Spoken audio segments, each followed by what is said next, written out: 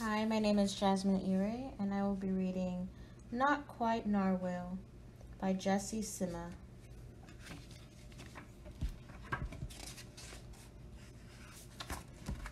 Kelp was born deep in the ocean.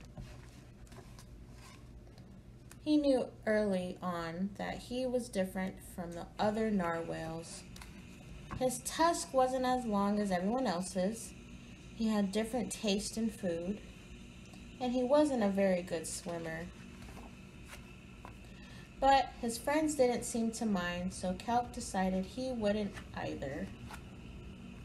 That is, until he was swept away by a strong current. I wish I were a better swimmer. Kelp found himself at the surface, closer to land than he'd ever been before. High up on a cliff, he spotted a mysterious, sparkling creature. It looked so familiar. It looked like Kelp. Kelp swam toward land as fast as he could, which wasn't very fast at all, hoping that he could catch up with the creature that looked just like him. When he finally reached the shore, Kelp felt a little bit anxious. He had never left the ocean. He was nervous about walking for the first time, but the land creatures made it look so easy. It wasn't. Eventually, he got the hang of it.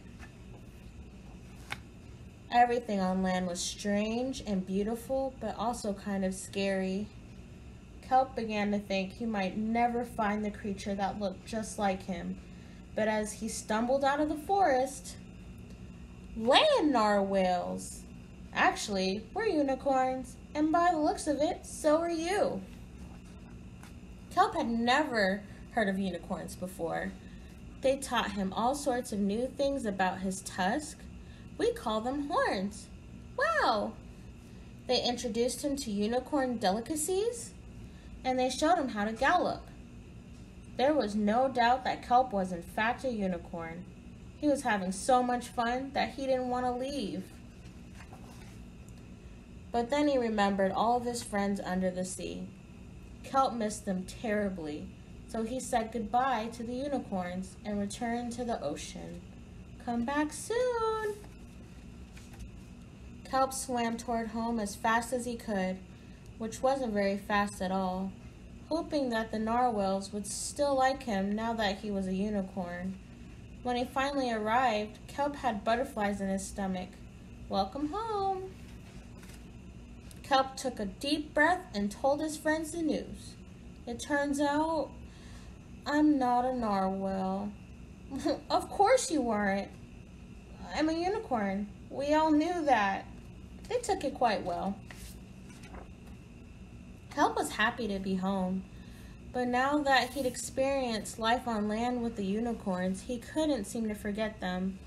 Did he want to be a land narwhal with the unicorns, or a sea unicorn with the narwhals? Kelp couldn't decide.